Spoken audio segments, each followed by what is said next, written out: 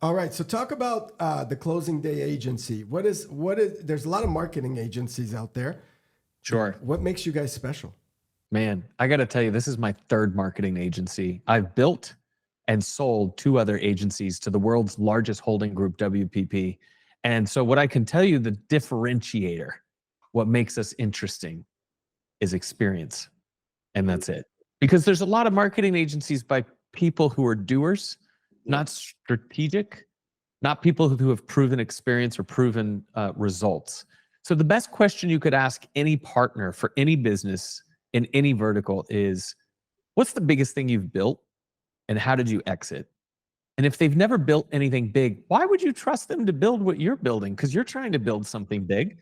So why would you pay someone else to do the work that's never built something in the past before? And so, that's ultimately what makes us special. What we're known for, what our value propositions are, we're a data-centric marketing agency that is focused on two things: saving you time so you can work on the business instead of in the business, and then getting you results. I mean, that's the biggest thing is agencies don't get the results.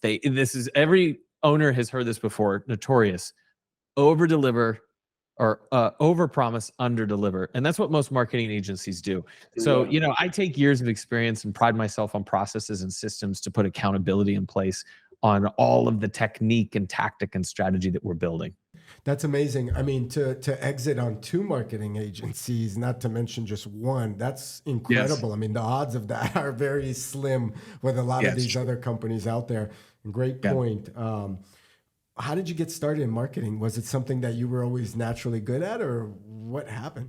Yeah, it's a good question, Simon. The truth is, when I was 17 years old, I was a middle child and I loved the attention and I wanted to be creative. And so I started in TV and radio, traditional broadcast. My first job out of high school, I was a syndication producer for iHeartRadio. And that quickly led me into, and by the way, syndication producer, I made, it sounds fancy. I made $17,000 a year. Okay.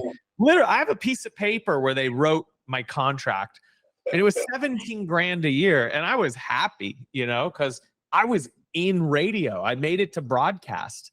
And I was sitting up at 4 o'clock in the morning running Casey Kasem's top 40 and, hitting buttons on a board. I mean, it's not glamorous, but what it did is it afforded me the opportunity to craft my storytelling.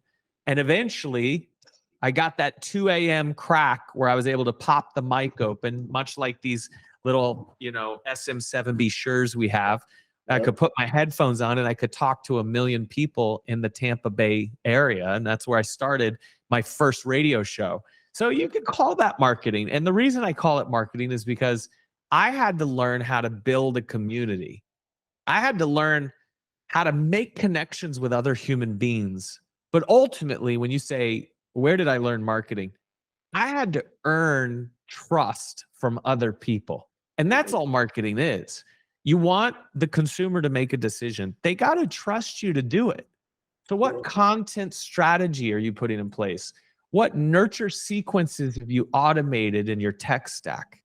What have you built? What blueprint, what roadmap have you designed and implemented to take a user from, I don't know who the hell Simon is, to here's my money, please work with me for the next 5 years?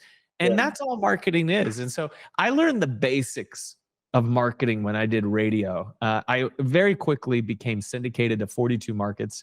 I moved to Los Angeles and worked for a station called Star 98.7. My co-host was Ryan Seacrest. We had a show for 2 years together. Ryan, this was pre-Idol. Nobody knew who he was at that time. They still don't know who I am. But now, obviously, we've seen his success story from there. From there, I built my own marketing agency. I saw that there was this sort of challenge that traditional broadcast wasn't adapting to digital. They didn't know what MySpace or Facebook, they were like, ugh, we don't want anything to do with that. Didn't we want to touch it? I was going to say. Well, I think the biggest thing, if you study why they didn't adapt it early enough and why now we see that they've been crushed by it, is because they were afraid of the media dollars being spent in digital versus their ad units. Because TV and radio live and die off of advertisers. And so they were like, you're not allowed to get on Facebook. on-air talent cannot have a MySpace. You cannot talk about it on the air. Like, don't make it relevant, right? And then it became more relevant than TV and radio. Yeah. And so that's why they died eventually. But I had a decision to make. Do I die with the dinosaur or build a digital agency and become, more innovative? And that's exactly what I did. And I'm glad and I'm not some like future, forecaster, but I did what I loved. I love new things, and it was exciting, and it was a new platform, and I kind of mastered radio. I was kind of bored with it. And so I was like, let's move on to the next thing. And that's why I built my first agency. It was kind of accidental, honestly, because I had the Detroit Tigers were in a meeting with me and CBS at the time.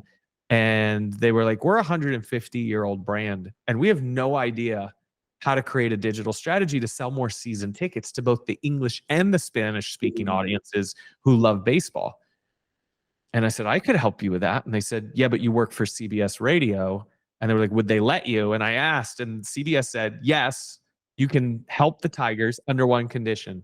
You can't allocate media dollars to digital for them because they're spending with CBS, right? So I was like, done, deal. And then overnight, I had 6 more clients. I had 8 employees. I had no idea what I was doing. I was trying to build a business, man. You were working. You were working super hard. I mean, it was. Man, I had no kids, Simon. I had no kids. I could not do it today.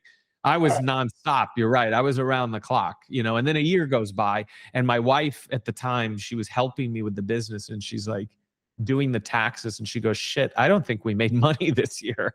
And I'm like, yeah, we might not have, but what we were doing was learning our craft. We were learning the art of business, and we were trying to figure out, how do you hire people? How do you fire people?